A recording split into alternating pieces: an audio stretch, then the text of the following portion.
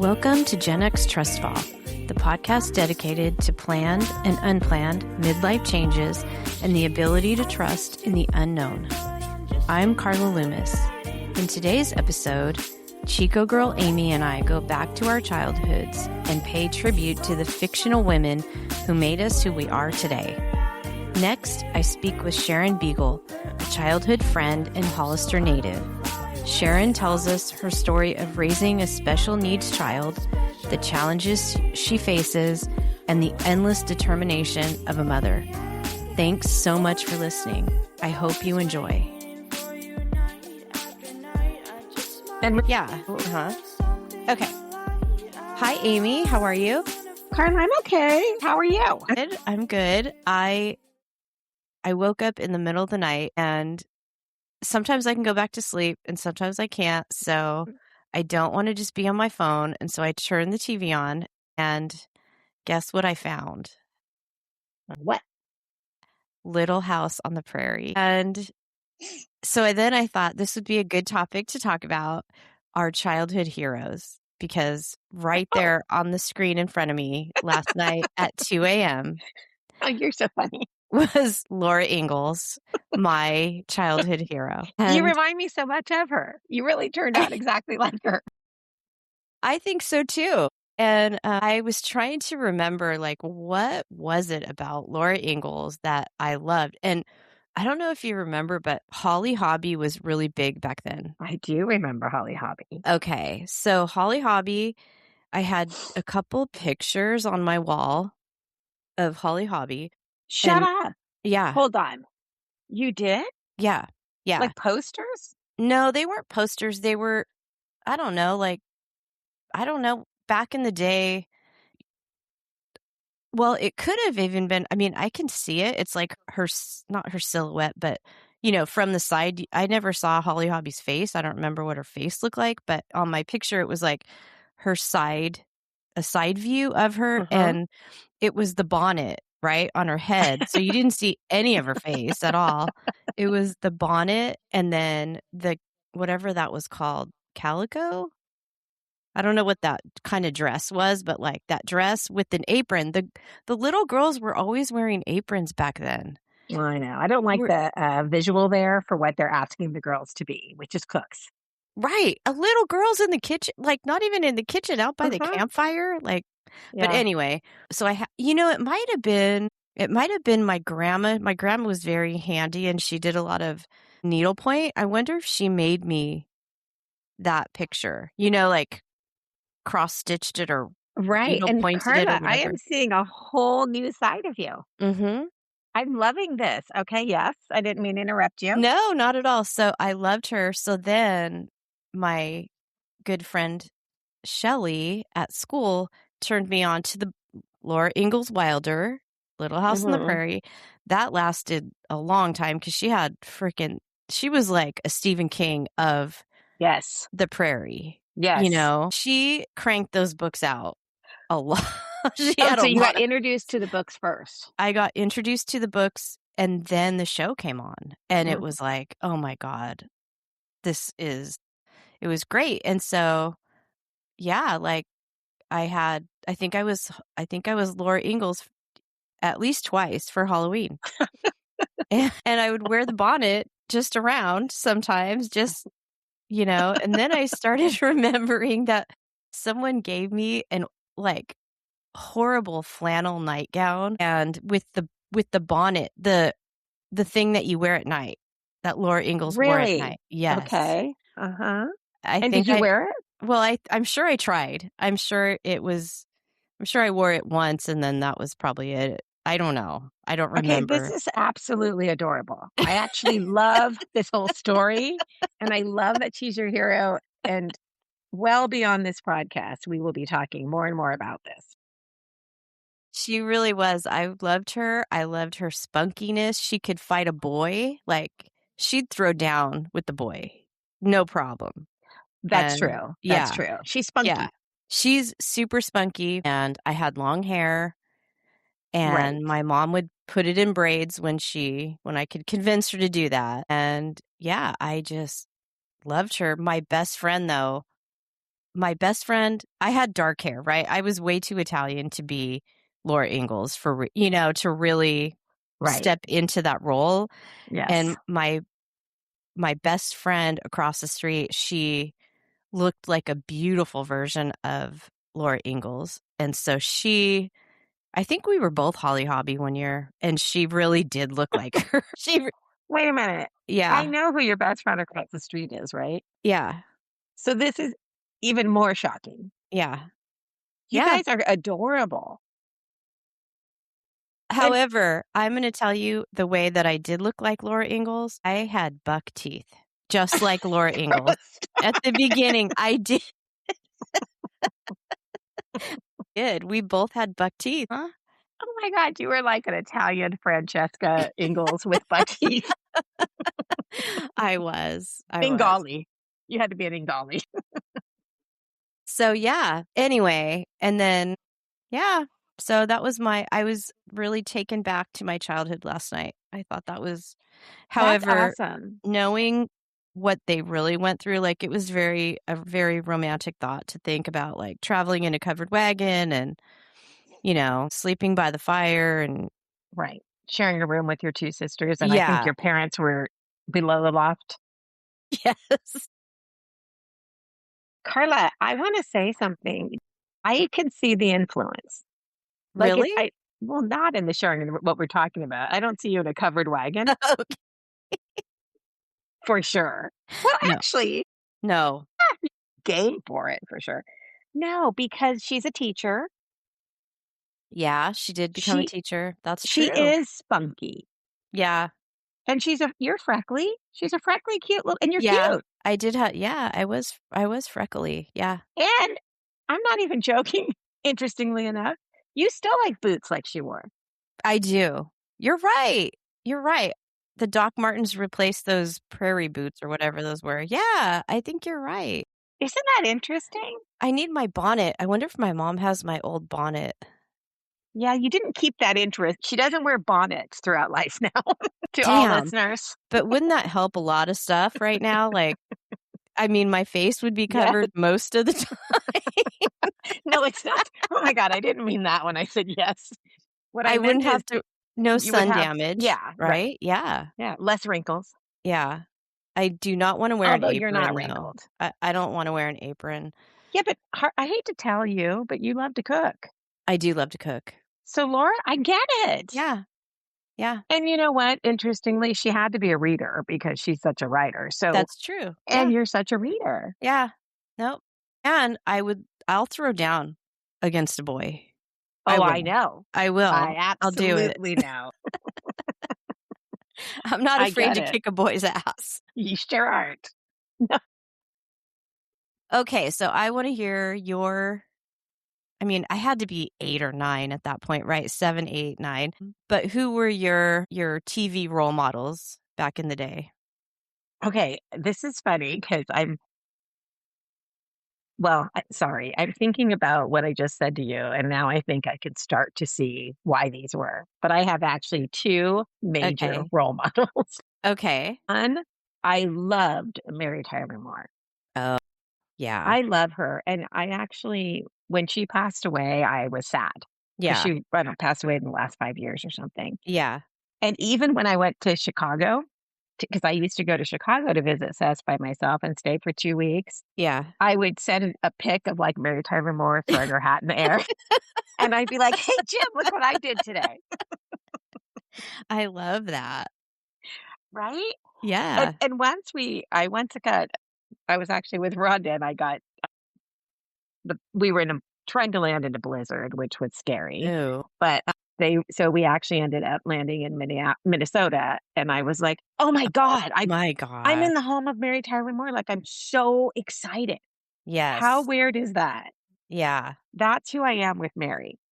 I love that. Well, I love it. You. Yeah, I love that. And I had a guest on like in my first couple episodes and Mary Tyler Moore came up. This is the second time that we talked about Mary Tyler Moore on this show because my friend Anne, her sister Peggy, was a very independent woman. she didn't get married till her 30s. And so I was like, I kind of, had seen Mary Tyler Moore, and that's who Peggy had reminded me of, because she was very just independent, working woman, Right.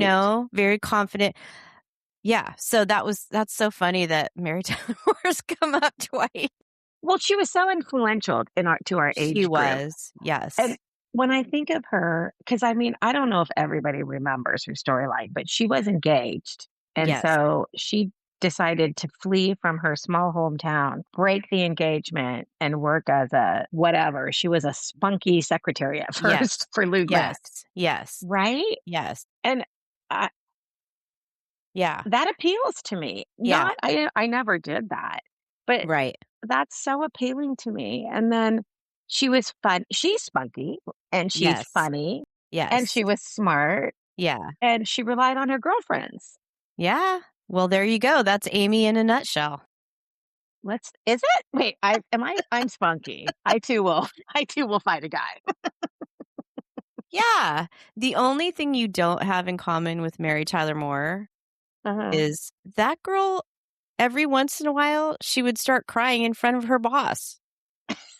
And do She you did. And remember that? She'd be like, Mr. Grant, Mr. Grant. Like, come I on, know bitch. that's Get your true. shit together. You can't cry Right. at work. Oh my gosh. I mean, you can, but you shouldn't.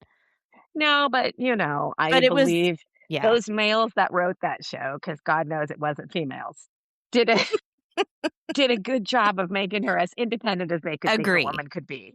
I agree. And I think that was back in the 70s. That was the only way to get probably some to make her likable in a way, like vulnerable. Like that was her. I think she had to show vulnerability, and that's an easy way for writers to have a woman be vulnerable. Just make them cry right there in front of a man. Right? Right, and go to a Yeah. man for support. Yeah. But maybe she was smart. Maybe it was actually manipulation. You Well, know? we can say it could be. I don't believe the men were able to think that way. I don't. We need to go. I'm going to research that show, and we'll have a follow-up for this conversation, because now that I'm that's interesting. Was it manipulation, or was it, yeah, who was Well, I writing will that in? say they were saying it was what women do to manipulate, I Yeah. believe.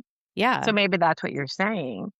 But I don't think women do that. Well, I don't know. I don't I don't cry. I mean, I would love to be a crier because I just can't get tears out. I have to say these words. I feel like crying.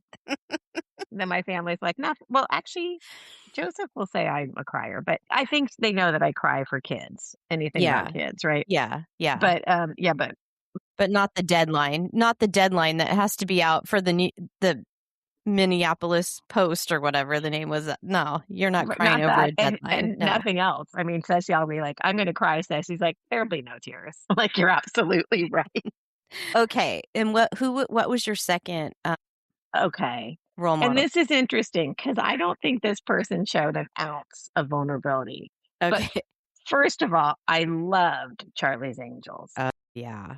Loved them. Yes. If you went into my room as a kid, you would have thought I was a little boy going through hormonal change. Did you have Farrah Fawcett on your wall?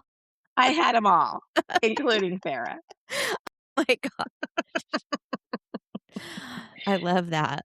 Yeah. So your Holly Hobby was replaced with my posters of Charlie's Angels. Oh boy. Yes. Well, And they were badasses. thank you. They were badasses, and especially for that day. Yeah. And I love when I thought of it, when I think of it, I should say, I loved the Kate Jackson character, Sabrina. Yeah. Loved her. And if I'm thinking about it, like, I'm no Farrah Fawcett. Come on. Yeah. That's too pretty. Sexy, that doesn't do it for me. I mean, isn't something I'm into being. Yeah. Yeah. Let me say that. And then Jacqueline Smith, also beautiful, just like me. I meant also beautiful like Farrah. But so classy and demure. I don't need to tell you that's not me, right? And then you got Well, Sabrina. yeah. And she was a smart one, right? I think she was smart. She She was was smart. subtle. She Yeah. was, dressing to kick someone's ass, not Yes. dressing to be hot, Yeah. Yeah. right? Yeah, And I'm absolutely. like, yeah, now I totally, when thinking about it, yes, Yeah. that's why I love that. She's totally influenced me. Huh, I love that. Yeah. We did play Charlie's Angels a Who are lot. you? We did too. Well, we went with hair color, and so my friend across the street she was Sarah. Jacqueline Smith, whatever that character was, I don't remember. And I unfortunately, thank you fucking Dorothy Hamill for the Dorothy Hamill haircut that made me look like a boy. Therefore, I was Kate Jackson. Yeah, that's Sabrina. You were Yes. my hero. Yes, but I did not want to be first of all, I did not want to look like a boy, which I absolutely did.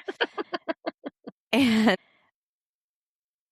I guess I didn't mind being the smart one, but at like I would have been Farrah Fawcett had I had the blonde hair. I would have been Farrah Fawcett in a second. Oh, Yeah. you're a little bit sexy, huh? I wanted to be, but with the Dorothy Hamill haircut and no boobs, there was no hope for me.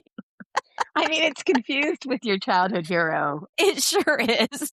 Laura Ingalls. Agree. I think because it must have You're been a little bit dimensional. later. Yeah, You're because Charlie's Angels multidimensional. was a Yeah. little bit, yeah. Yeah.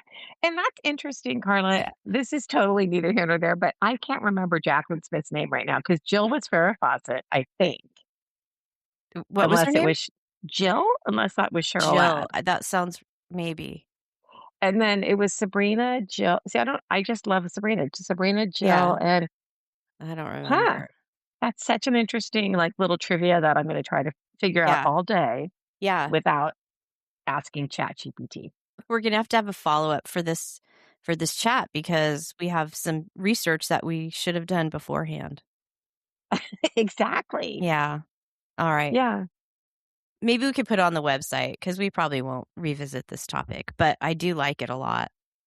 I mean, call me anytime if you want to revisit Sabrina and Mary Tyler Moore. And it's a funny story. Can I tell you like a little clip here?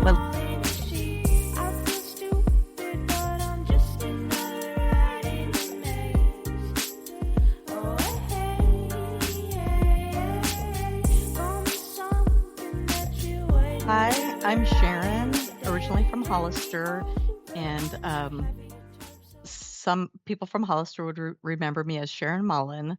Now it's Sharon Beagle, and I'm here today to talk about being a special needs parent and how that has affected my life and how the future is going to maybe play out going forward as, getting older and getting closer to retirement years and what that will look like. Thank you so much. Do you want to talk about where you live now? Sure. So in 2004, I made a decision. I still ask myself why sometimes, but I moved to Mississippi.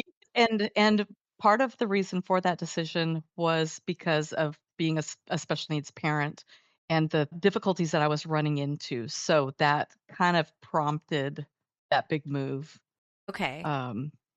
Along the way, yeah. As you remember, growing up in Hollister, because I think we probably were in the same classes many times back Yes. through maybe first grade. So Yes. we went through all of the Sunny Slope, Fremont, R.O. Hardin, Yep. living in the same Sunny Slope area. You were a few blocks from me. Yep. And it was pretty typical middle class growing up, I would say. Yeah. And Agree. then going on through high school there and a little bit of Gav, Okay. And then yeah, from there, some little adventures in life, Yeah. as they go. Yes. Yes. And We all then, have them. Yes. kind of and then kind of fast forwarding to the late 90s, early 2000s. At that point, I had my oldest daughter, who was 11.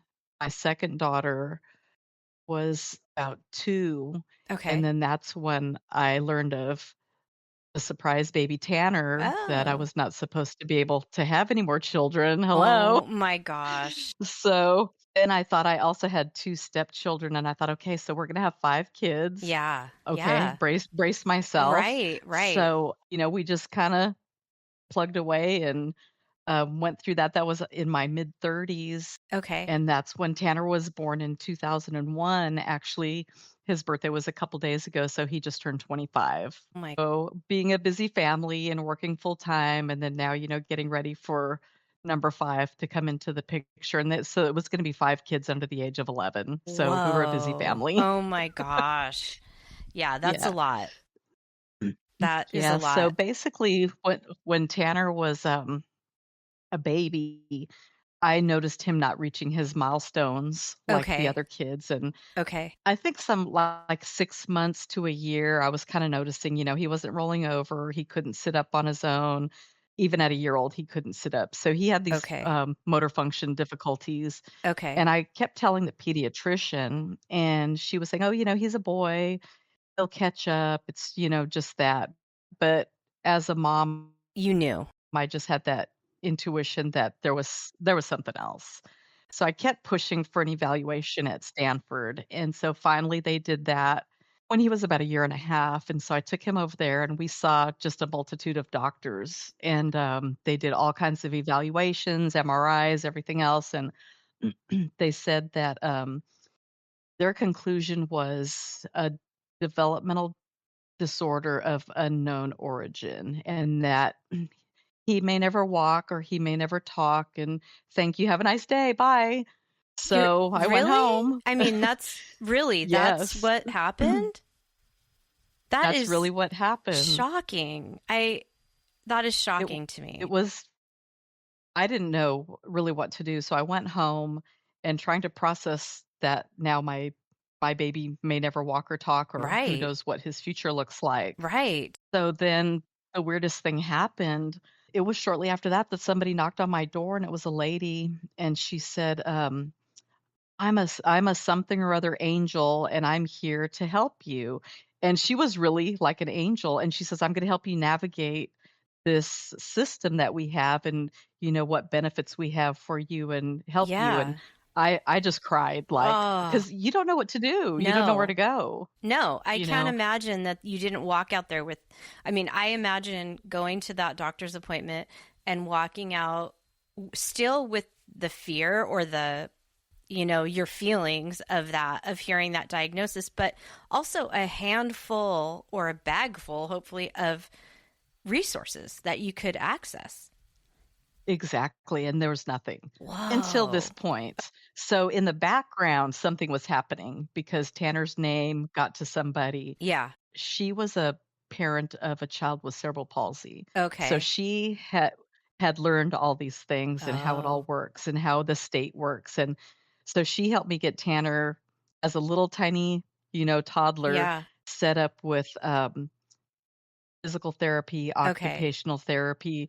Actually, a full-size yellow school bus would come to the house and pick Yeah. him up. He was the only one in it, and they would take Oh him my down to gosh. Arlington 3 times a week, and he'd have this little classroom time. And so early intervention, that's Yeah. what they say Yeah. is the best thing. Yeah.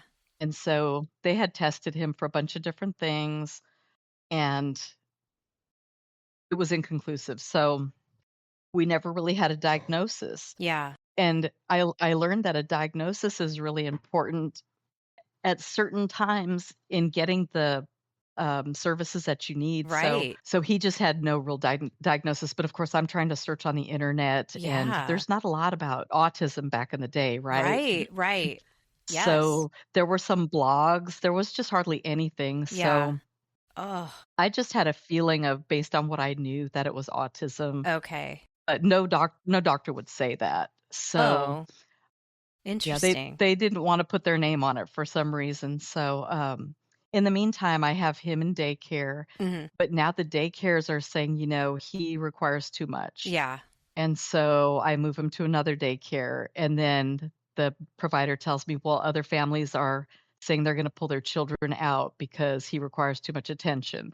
He went through 6 daycares in 6 months. Oh, And that's God. yeah, that's what prompted me, like, I could either be a good employee or I could be a good mom, so Right. I need to be a mom, Right. and I Right. knew if we moved out of the state where I could have a little bit more affordable cost of living and Yeah. kind of an easier pace of life, I could Yeah. do this. So that's Okay. kinda what prompted me to make the move. Interesting. So Wow. And that's so Yes. brave. I mean, you're moving to a completely new state with three kids at least. Right. And 3 came, yes. 3 kids. And did you know anybody in I knew my real estate agent. Oh my gosh. So I picked a Whoa. town that seemed to be good, and they had good medical in northern Mississippi. So I thought, everything that I was reading was positive, and I thought, okay, this is going to be a good Oh move. And my gosh.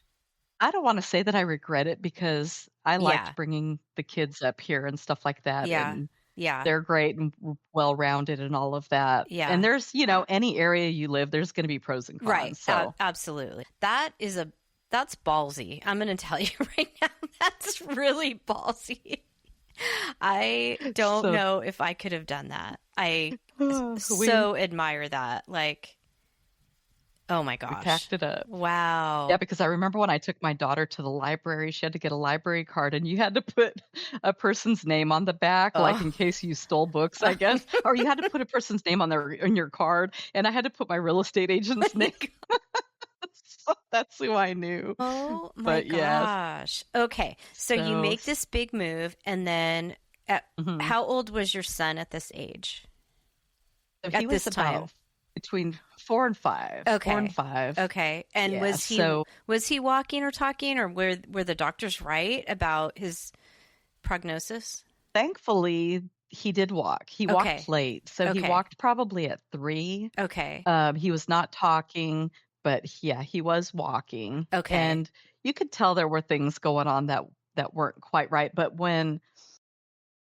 in Tanner's situation, when he was a baby, his issues didn't show up that much because he was a baby. Okay. Now, as he grows older, it's more pronounced, right? If that makes sense. Yes. So, because you don't expect a baby to talk, or toddler even, if they're, that not that vocal. But I got him here, got him into a special school, but he was going to lose benefits if he didn't have like a solid diagnosis. Right. So I took him to the Children's Hospital here, and they finally did say autism. And then that's when more doors kind of opened for him. Okay. In his school, in therapy and things like that. So that's kind of where the path went, and we went through. But if you hadn't pushed for that, or really just kept pushing and searching for that, then he could have gone even more time without that diagnosis, correct? Yes. Okay. Yeah. And he would have lost services, and it's very much, I learned how to be an advocate. Yeah. You have to. Yeah. So you have to find the channels. That was difficult because there was nobody really to show me. That one lady there in California did kind of get me hooked up with the right resources, but then I kind of had to start from scratch out here. Right. And made it work. Yeah. And so he was in these different schools, and then we made another move, and he was in public school, but he was in special ed, and that was all fine. And then it was kind of like when puberty hit, then it was another story. Oh. So okay. Yeah, that was a difficult time. Wow. So do you mind me asking, like, in what way? Like, because he's now growing stronger, he's getting bigger. Is it that type of, and he's still not, he was more not aggressive. He was nonverbal as well? Nonverbal still, even going through speech for years. We, with all the therapists and stuff, we kind of got to the point that, you know what, it doesn't look like anything's happening. Okay. So after so many years I would leave work early, take him, twice a week to his therapies and stuff. And it did get exhausting at times. And then there was no benefit from it. So we all kind of agreed that we don't need to keep doing this. Yeah. Yeah. So now he could learn, he was learning signs, and he could repeat like a couple words. He would say no for sure. He knew no. Yeah. And he knew mama, stuff like that, but he couldn't formulate a sentence or anything like that. Okay. So, and do you mind if I ask about your daughters at this point? Like, how is that? How are they adjusting to this? I'm imagining that you can tell me. I don't know your daughters. So. Yes. Yeah. So When he was first born, of course, Alyssa was 11. Okay. Cameron was still little. She was 2. Okay. And, everybody loved having the baby around, Yeah, and sure. then Alyssa left home because she was so much older when he was still Yeah. about maybe 7. Okay.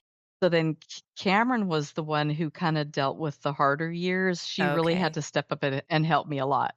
Yeah. And she had to have the times when mom wasn't at the Christmas concert or Oh, I didn't get to go to the softball game right. because just what I I would take him to watch her softball games and he'd get fixated on somebody's Gatorade bottle and it was over Oh, with. We yeah. would have to leave. We would have Yeah. to leave and I'd just tell her, you have to get a ride home with somebody Yeah. or, we're in her at her concert and he starts with outbursts, we have to go wait in the car till it's Right. over. Right. So, but the kids never complained. They did have to take a back seat a lot of times, Yeah. or they had to miss out on things sometimes Yeah. because for a period of time I was a single mom and that I Uh, had to work and they were helping. So oh. yeah, but they're awesome. Yeah. So yeah, Yeah. and I think because of that too, they're also very compassionate to other people. Mhm. So Yeah. yeah, I so mean, they did good. that's amazing. That's great. Yeah, so I've And got thankfully I have some great kids. And then when the puberty years struck, that was me and Cameron and Tanner, just the Uh-huh. 3 of us. Uh-huh. And he started kind of lashing out. Okay. He was nonstop. It was exhaustion. He was 13, 14, and I always look at it like I was 14 years of tired by this point. Oh god. And Yeah. he was starting to get aggressive and Oh. I was trying to adjust medications. He had taken a couple things. I tried to steer away from that, but we just got to that point that we had to go down that road. Yeah. And Yeah. I took him to the doctor and he was steadily hitting me and they said you need to go to this it was a crisis center. So I got him in the car. He was sitting in the back seat like pulling my hair while I'm Oh driving. my And gosh. so we're trying to get to this crisis center and we're waiting in this little room Oh. and he's just kind of keeps swatting at me Oh. and waiting for them to come in. And they come in and talk to us for a few minutes. And even the crisis center, they're like, we can't help you. Oh So I thought, no. oh God. They said, you need to go to the emergency room. So we went to the emergency room. Oh. There was a big long line to check into the emergency room, and they saw me and Tanner with Huh. him just Yeah. steadily trying to hit me. Yeah. And they grabbed us real quick and took us in the back, so I was so thankful for that. Yeah. And, they put him on, like, the bed in the emergency room, and Mhm. they gave him a shot right away, Mhm. and, this is one of the hardest things, they had to put him in restraints, Oh. and that was super difficult. They had, one of the male nurses was laying over the top of him Oh to hold him gosh. down Yeah. for about 45 minutes, and they even asked me, "Hey, can you fix the thermostat on the wall and turn the air on?" 'Cause Oh my it was so gosh. hot. And Oh. so the doctor came in and she said, "The shot that we gave him, that would have put me or you down for 24 hours," and it wasn't even touching him. Oh my gosh. So And so so what's going through your head? I mean, first of all, I can't compare it to anything in my life. So mhm, I'm trying to put myself in your shoes. I don't think comparing this to anything that I've been through is does any justice to it. So I'm not going to even try to do that. right. But Mhm. what is going through your head at this point? It was the worst time of my life. That's what I would have to say. Yeah. It was the worst experience, that I've ever had, and I just wanted to bring him home and be like normal, Yeah, of what course. normal was for Yes. us. Yeah. And so I don't know what the future is. I need a break. I'm exhausted, Yeah. Yeah. terrified, all Yeah. of it. Yeah. Okay. Yeah, Ugh. just constant tears, constant tears. Ugh. That's just me. I'm emotional anyway. Yeah. And I remember, I was dating at that time my husband, now Mhm. Mike, and I got in the bed with Tanner And I thought, "Look, he's fine. We can go home." And Oh. then right at that moment, Tanner just, like, grabbed my neck, Oh my and then I gosh. just crying, and I said, Oh. "To call the doctor." Yeah. So Mike calls the doctor, and Oh. I couldn't even speak. I just saw my tears hitting the floor, I just couldn't even speak. And then they started having, like, social service people coming to try to help us, and Yeah. that's the first time I was ever separated from him, and they took him to a crisis place, and it felt like I was losing part of my body. Yeah. Yeah. I'd never Yeah. been separated from him ever, Oh and so that my was really gosh. difficult, so And he was about yeah, like it's 15 or 16 at this point?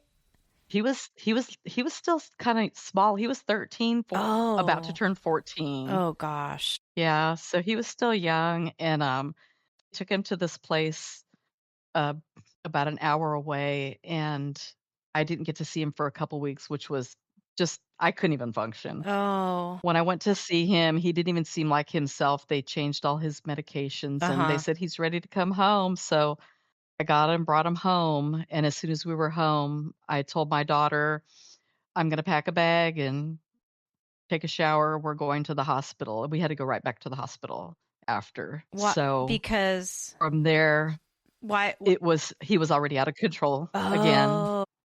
So the meds He that they had wasn't given him had yeah. worn off and whatever when you got him home, became agitated again. Is that It was just right back into the same thing yeah. again. Yeah. Yeah. They thought Oh, that they had fixed everything, like, in 2 weeks, and I knew that that wasn't gonna be the case, and yeah. so we kinda went right back into the same routine. Oh So we're my going back to the gosh. hospital, and then from there, they had to find a place for him that was gonna be more of a long-term Yeah. thing. Yeah. So Oh, that's what we did, and they put him in an ambulance, and I had to follow the ambulance to this place, yeah. and that's where he was going to get the help that he needed, and it was like a I tried to look at it like a school because he did have Right. school there. Uh-huh. He had, his medical care there. Yeah. He had his therapies Yeah. there, so I tried to look at it, but it was a facility, you Yeah. know? Yeah. Yeah. So And that's so when was that there kinda any yeah. sense of like relief or for you at least? Well Like, I mean, I don't want you to say, like I can only imagine just a little bit of well, it's a relief. guilt feeling. You feel Yeah. relieved and you feel guilty at the same Yes. time, you Yes. know? Yes. Yeah. So, but I definitely needed a break. I was exhausted. Yeah. So, but it just ripped my heart out too Of at the same course. time, Of you course. know? Yeah. Yeah. And Yes, so oh my gosh. yeah, Oh. so that was the beginning of the next 4 years where he stayed there, and, And how far away was that from your home? so that was about 45 Oh, minutes, okay. which Okay. now looking back at different scenarios that we've been in isn't terrible. So I brought him home every other weekend, and I saw him once during the week, so I Okay. still, Uh-huh. saw him regularly, Yeah.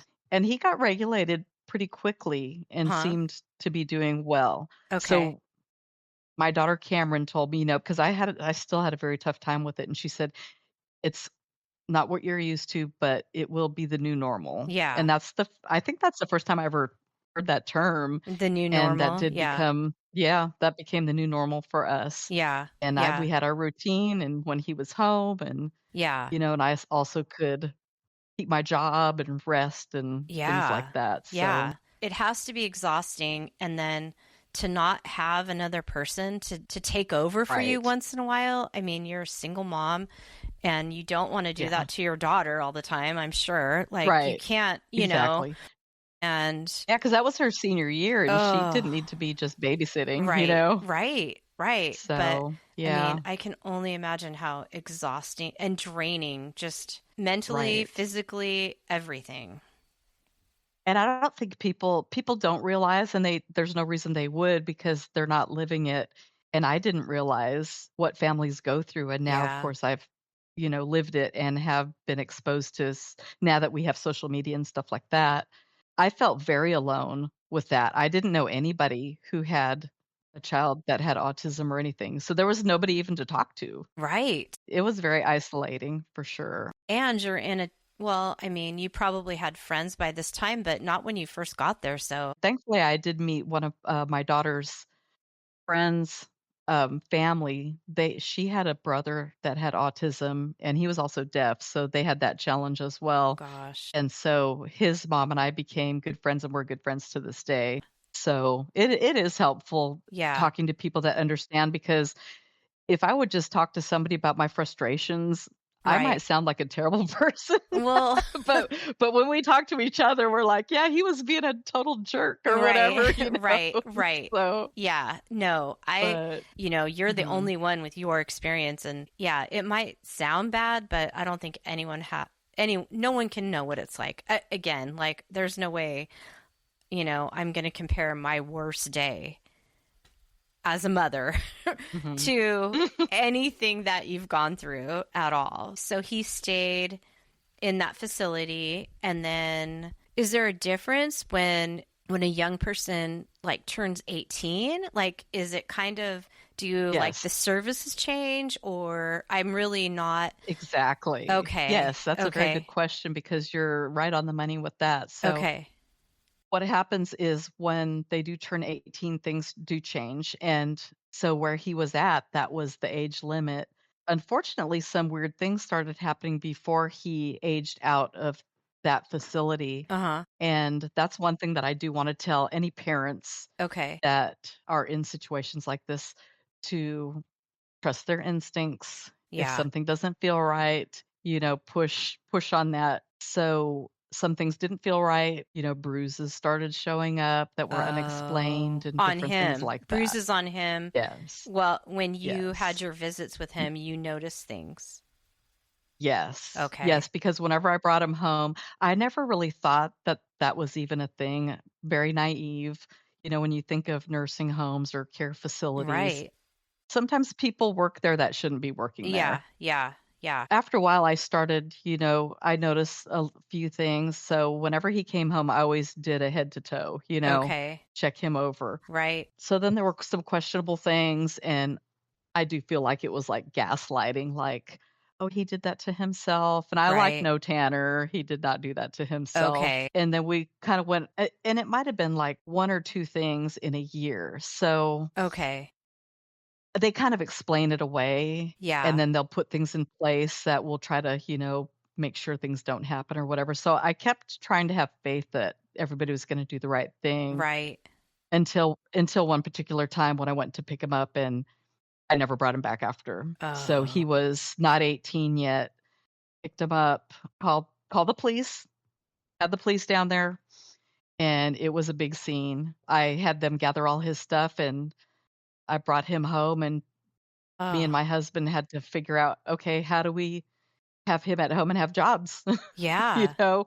And so Yeah. luckily our jobs worked with us, and I had to work some crazy hours, and we had him home until he turned 18.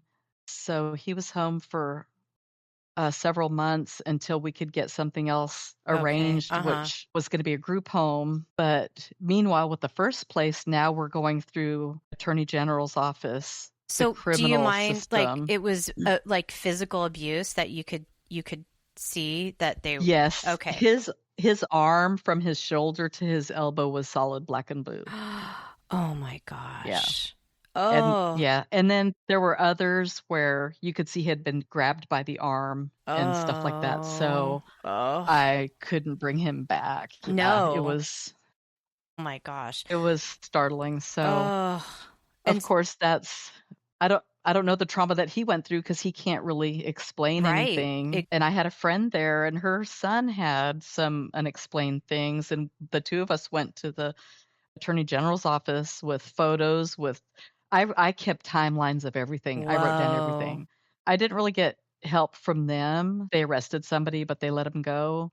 Oh. And then so I said, well, somebody's going to be held accountable. I got an attorney and did a civil suit, Yeah. against them. Yeah. Good. So we had that going on. Oh my God. So I learned way more about the legal system that I ever wanted to My know. gosh. And we Oh. found the group home, which I thought was going to be wonderful. It was a beautiful home that they had like remodeled, renovated, and Uh-huh. Tanner was the first resident, Oh. and there were going to be three other young men that lived there. So then we went down that road, and I guess he was there for probably 3 years. And I'm always like hyper vigilant Yeah. because now I don't trust anybody. So I was asking, like, can I have a camera in his room? Yeah. And they said no. Hmm. So I'm like, okay, well, why? Yeah. These places sometimes are so like secretive. I don't understand that. What's there to Yeah. hide? Yeah, exactly. If it were you, wouldn't you say, yes, please absolutely keep a camera so that you can see your child at any time? Exactly. It seems like a Yes. no-brainer. Right. And if you don't want people seeing something, what is there that you Exactly. don't want them to see? Right. Yeah. I mean, I asked So, I yeah. asked for cameras in the classroom when I was, the last few years that Mhm. school did it, they put it in, and another school didn't. And, the school that I mean, because I have nothing to hide.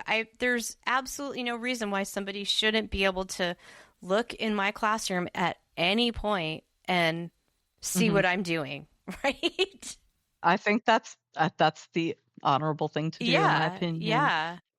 Yeah, that would be kind and of a for red the safety flag. of everybody, For the Absolutely. safety of everybody. Absolutely. I mean, I felt it more for myself. If something happens, if a kid does kind of go off the rails, we can see what happened. So yeah, I would be like you. Like, that's kind of a red flag, I think. Yeah, and what I've learned is a lot of places are like that. So Interesting. he was there for a few years, and then there was once again, I've learned that when you have vulnerable individuals, Yeah. all it takes is one person. Yeah. And so there were some weird things I Oh. was questioning. They didn't like me questioning things. And actually, my friend, her son was there, the same one that was at the other place together. Yeah. She was a pharmacist, and she would ask a lot of questions too. And they finally told her, we can't provide services for your son anymore because she just asked so many Whoa. questions. Oh my gosh. Yeah. And then I was kind of the same way. Yeah. So Yeah. I want answers. Yeah. And Yeah. I don't know is not Right. good. Right. Because I know that people could trip and fall, whatever things happen, but once when something Yes. doesn't look right. Yes. They Why not had have made some medication errors. Oh no. Yeah. Yeah, they made some medication errors, so that's a problem. Yeah. And when I demanded a meeting after that, that's when they said, we can't keep him anymore. Oh. So I thought, well, Yeah. and there was an arrest at that place too. Oh So my gosh.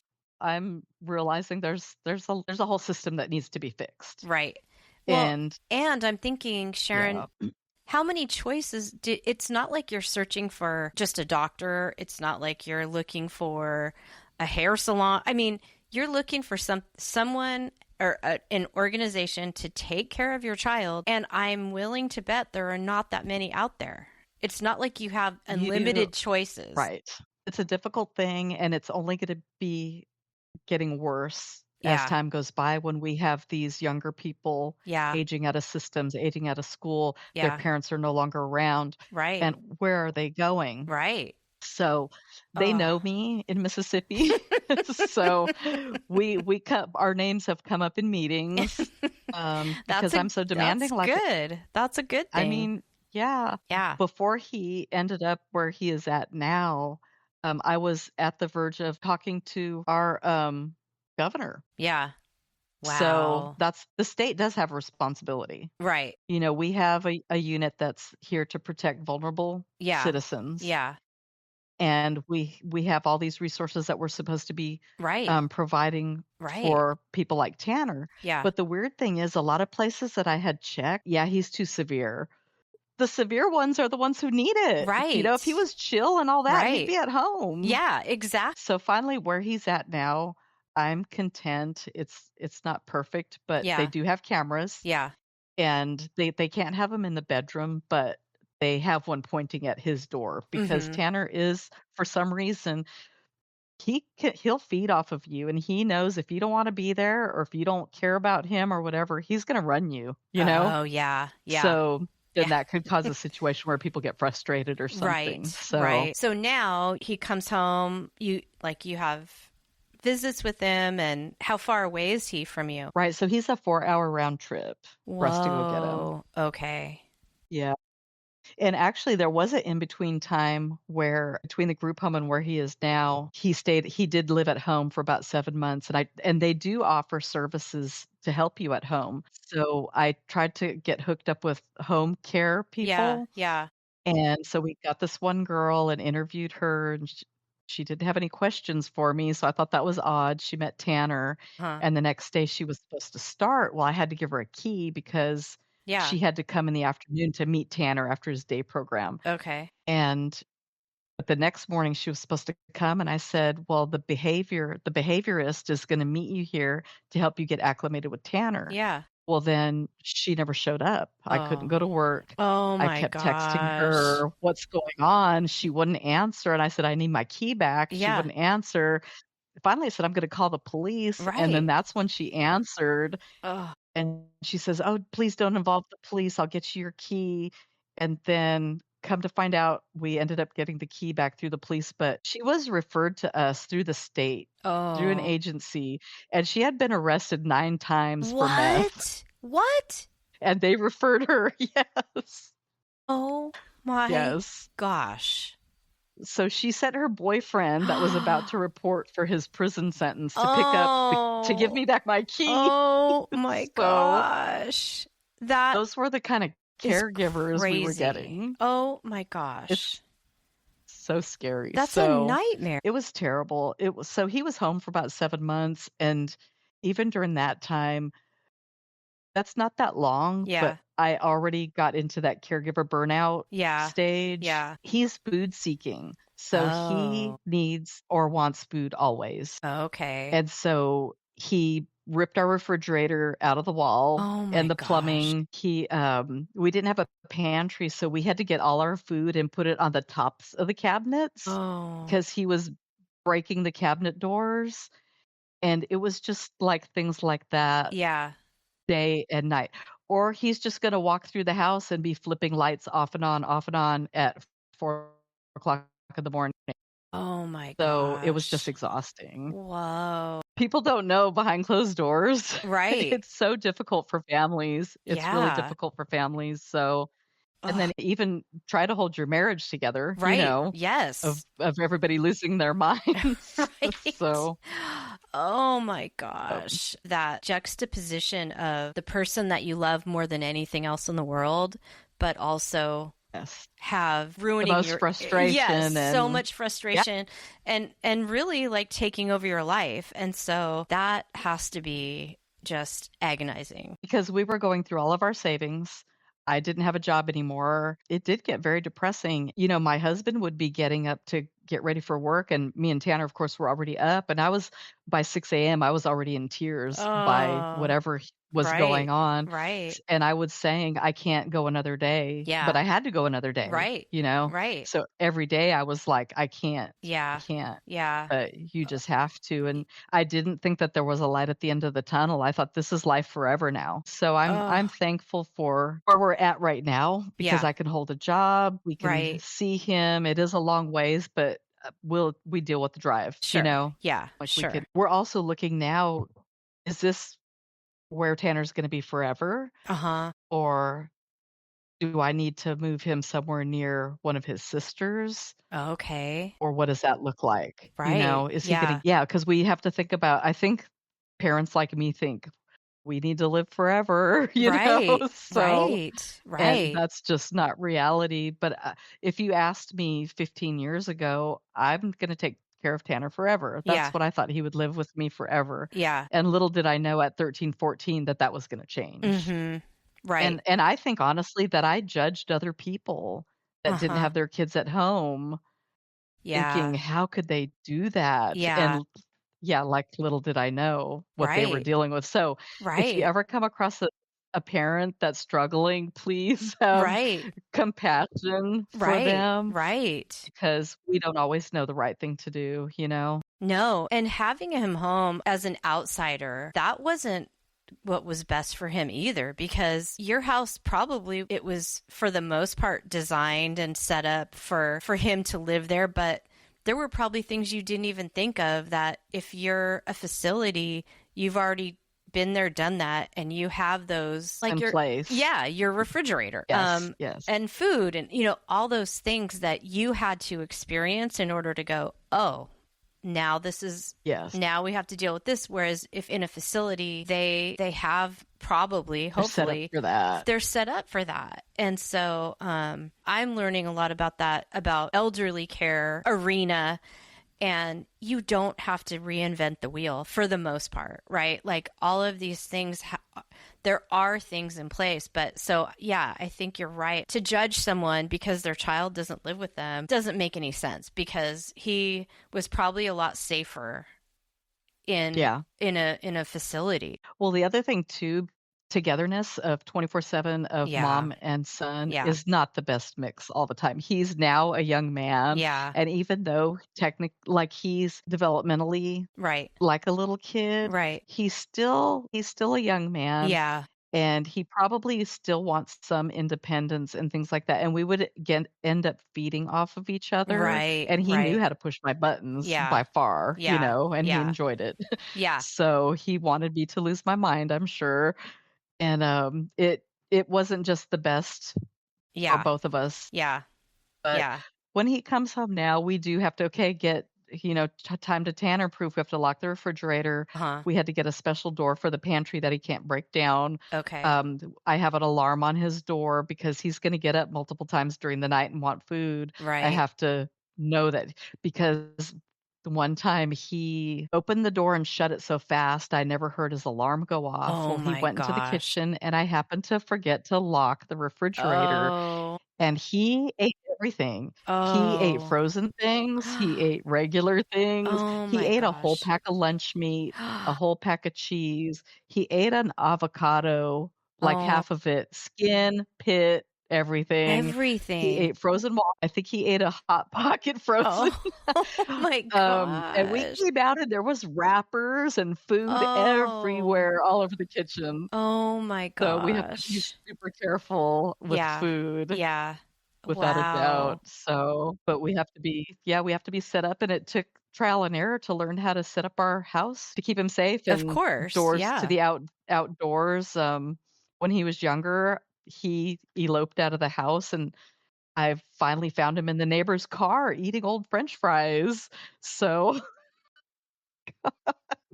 so there's just no telling, he'll think of it. There's thousands of families in my situation that don't even have the resources that I have. I wish I knew how to do something. I just always it needs to be fixed. I don't know how to fix it. Something has to change, Yeah. I because mean, families get into some really serious situations that are dire, yes. Yes. and with no help, and With it's yeah. really heartbreaking. Yeah. Well, Mhm. I mean, you've already touched on so many aspects of how your life is affected, right? Financially, socially, romantically, Yep. for your other kids. Like, there's probably not one part of your life that hasn't been touched by this. And so, yeah, I mean, Right. I agree. And it probably has to be changed, or at least, the information has to come from families like yours, because I think the good part, I don't know about our current administration being open to it, but I do think that with autism and the spectrum being discussed the way that it is now, that it's really, now you have TV characters that are on the spectrum, and actors and actresses. So even though that's the other extreme, I think the conversations are getting much more common and much more accepted. This probably is, I think, looking back in history, this might be the time when the tide starts to turn. I think that could be true, because definitely it's talked about more, but I don't know because I'm in it, but I think that people on the outside might see autism more as kind of what we used to refer to as Asperger's. They're a little bit awkward or not socially kind of with it, or they need a little extra help. But then when it's to the severe, and Tanner wears pull-ups. He doesn't use the bathroom. I have to bathe him. I have to fix his food. that's the extreme end, that I don't think people really realize. So, but on top of all the challenges that Tanner has brought with him, he's the best person. So I Oh, have to add that in there. He's the sweetest, ugh, most loving. And a lot of times people with autism, they don't like to be touched, hugged, anything like that. Tanner will give you 1,000 hugs and kisses. He's funny. He has a good sense of humor, and he's smart. His favorite thing is music. He loves a tablet. He doesn't watch TV, doesn't play with toys, none of that. He has a yeah. tablet. He has a certain music that he likes, and he can find exactly what he wants. And so he's smart, and he knows what we're talking about. He soaks it all in. He just can't express himself like he would like to, I'm sure, but he has a good personality. That's my baby.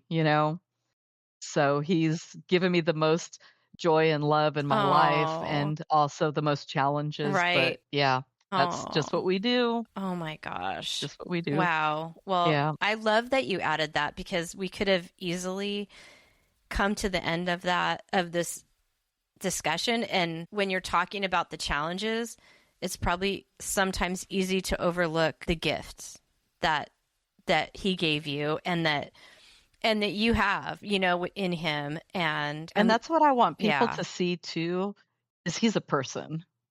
And I want people to treat him like a person, even though we have the challenges and whatever. And it's hard for him. It's hard for him to adapt to our world. So, I want people to be kind to him, and he will be good back. It's just when he gets overwhelmed and things like that, he's going to have to do what he needs to do to get himself regulated. It's hard for him to handle situations, and just be kind. That's all. And be kind to the parents that are trying their best and they're in public. And we took him to a baseball game, minor league baseball game for his birthday. I don't know why I thought that was a good idea, but we did. And he decided I was gonna take him to the restroom to change him, Uh-huh. and he figured out where we were going, and he decided to lay down on the ground, but it was the Oh. beer line, so he Oh was laying in the beer my line, his gosh. belly sticking out and his pull up, and I'm like, "Get up, Oh Tanner." my He gosh. wouldn't get up until I said, "Well, do you wanna go to the car?" Then he hopped up and ran to the car, and the baseball day was over, Oh my so God. and of course, people are like, "What is going on?" But Yeah. I know it's odd, but just Yeah. try to be nice. Yeah. So Yeah. we're struggling. Yes. Yes. I agree. I Yeah. I agree, and hopefully, like I said, that with the acknowledgement of autism, with the discussions about it, I hope that message gets out because you're one of the kindest people I know, and you have always been really kind. And so it doesn't surprise me that your son is also kind. So Yeah. it doesn't Yeah. Oh, surprise me thank at you. all. Are there any organizations or like were there any places that you kind of found help, or have you figured this out like all on your own? I had to figure this out on my own, and I Uh, wish there was a roadmap. I'd love to make a roadmap for a new family starting out, but there's resources there. Our yeah. states individually have Okay. responsibilities to us, and I want people to know that, yeah, they need to reach out. Okay. Organizations, I just had to figure it out. Yeah. Yeah. Okay. Yeah. So, Okay. Well, I am so glad that, first of all, you could have reached out to me before. I know you said like you weren't sure how to do that, but we, I would have had your story on a long time ago. oh my gosh. Because I'm always looking for people. I hope that I'm so glad that I thought of it because you should have said something, but I know. I'm glad you did too because I thought, well, is it an oh my interesting story? gosh. I don't know. Yes. So, Well, it is. because Yeah, because you're not even though you felt like you were the only person probably going through what you did, you're not. I know that. and look at Susan, right? She's had some same experiences. Yes, yes, Um, for sure. so And I'm sure she felt that way too because, she's in Hollister and it's such yeah. especially when her son was born, Yeah. there In the late was, 70s. yeah, there was You're nothing alone. like You're that. alone. You Yeah. are. So, Mm-hmm. yeah, I'm really glad. And I think starting that conversation about the roadmap as we age, what does Mm-hmm. your son's future look like? Mm-hmm. Because that like you said, you probably think, well, I have to live to take care of him. I have to stay alive to Exactly. take care of him. And hopefully you will.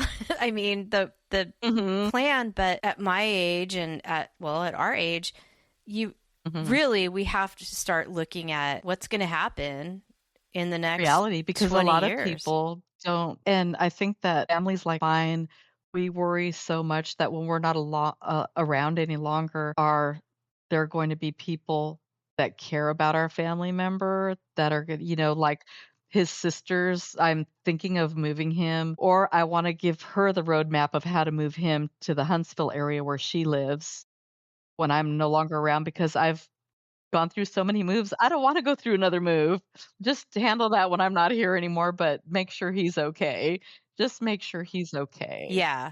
So, Yeah. And I think yeah. that's a good plan to give your kids, because a lot of us are dealing with it with our parents. Right. Our parents aren't really facing their realities at this point, and you don't know what your parents' wishes are. I mean, it's very confusing and it's very difficult. And so I think to talk to your daughters about that is important, and and I think that's a really good plan. Yeah.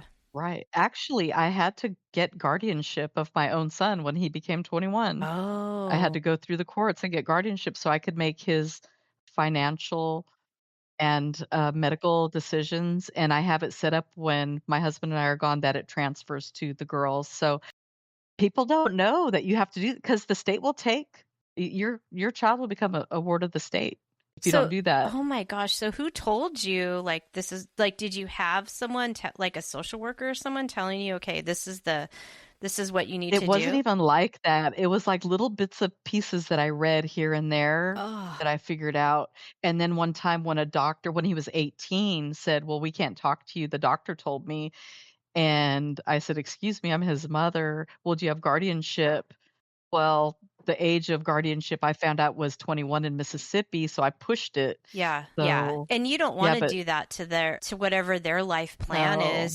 is, it's Right, because your wow. whole life does revolve around it, and every decision I make in my life, even now, we bought our house, we think this is our retirement home, but there's an investigation going on right now. So, I thought if I have to move Tanner now, but this time I learned I'm not moving him. You're gonna get rid of these people, and there's an investigator from the state on it, and there may be 2 arrests about to happen.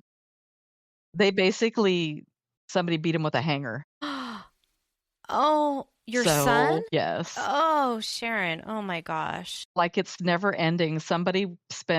A man spent a year in jail Oh, for something. So I whenever I don't understand something, I just go to read about it, and I'm like, are families like mine subject to multiple things like this happening? yeah. And come to find out we are. Oh I my thought one gosh. time and we're done, and Right. it's not. Oh, So it's gonna be forever. I'm gonna have to be vigilant and watching, and even though they have cameras, there's not gonna always be somebody there to stop something, yeah. you know? Yeah. Oh And so gosh. now I'm waiting on this one, but instead of me pulling him out of there, I'm more like, "You need to fix it. You need to fix what you're doing." And so I called the state on them, and I don't care. Because I do know that he has people there and his caseworker and people that he's with that care about him, and I don't think it's a flawed program, I think it was a flawed person that was, and it's always overnight, when there's no administrators and stuff like that around. Right. But I for a minute, mean, I thought we'd have to oh, leave the state and oh go my somewhere else. gosh. It's Oh, exhausting sometimes, but we yeah. make it, and Yeah. he's my joy, so Oh. yeah. Well, I Yeah. I really can't thank you enough for talking to me and sharing your story, because it's not easy. I don't think it's an Right. easy thing, and you're putting yourself out there. It's not easy, and a lot of people would prefer not to talk about it, but I think that by you sharing this, I don't know how many people listen to the podcast, and but even, I don't think it has to be autism that people are dealing with. I think there are a lot of people that have children that are dependent on them, and who are not in your exact position, but are in a position to, they've struggled, and their life, that they believed was going to go one way is now looks completely different, and they're fine with it. But, you know, this is the age where you start questioning, how is this going to work out? Yes. How am I going to do something? So I think just hearing you talk about it, and I just think it helps other people think about it. And I don't know if I'm saying, I feel like I'm going to have to cut all this out, but no, you're fine. But I think it's true. And, you know, the other thing too is not only that, but just accepting that his life is not going to be, you know, we had in mind, and he should be getting married now and having a family or whatever his choice would be in life that he doesn't get. So that was a whole grieving process to go through as well. Yeah. But we do the best we can, and we're happy, and I'll just continue fighting for him forever. Yeah. You know? Yeah. Yeah. Well, and it could be, you know, your parents in nursing homes. That stay vigilant, ask questions. Yeah.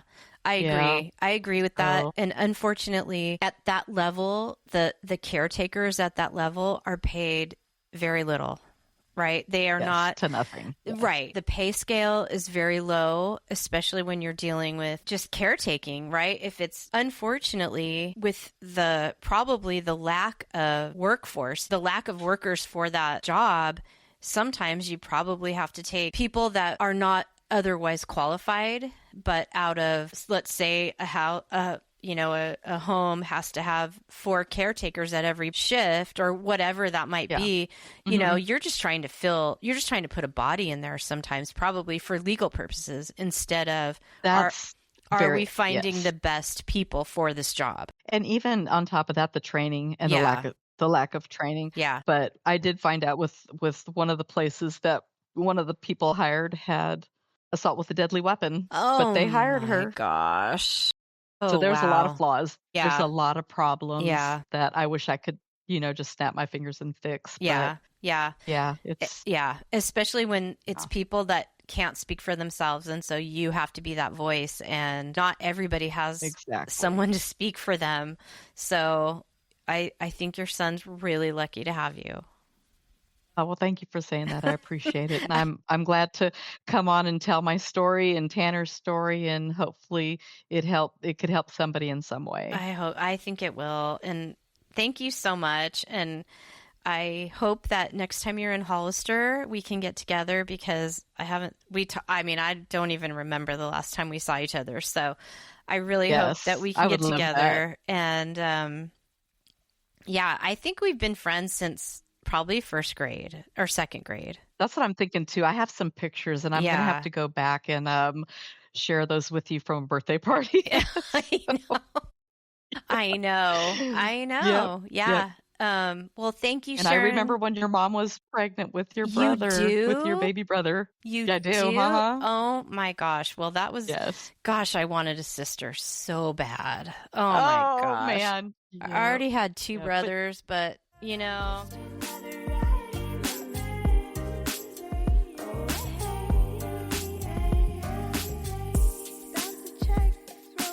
Thank you for joining me on today's adventure. As always, thank you to Amy Clifford for her willingness to travel back in time when women were conquering the prairie, the big city, and the crime world. A huge thank you to Sharon Beagle for sharing the story of her baby boy Tanner and the determination to find him a kind place in the world. Sharon's dedication and love for her children makes her a hero in my eyes.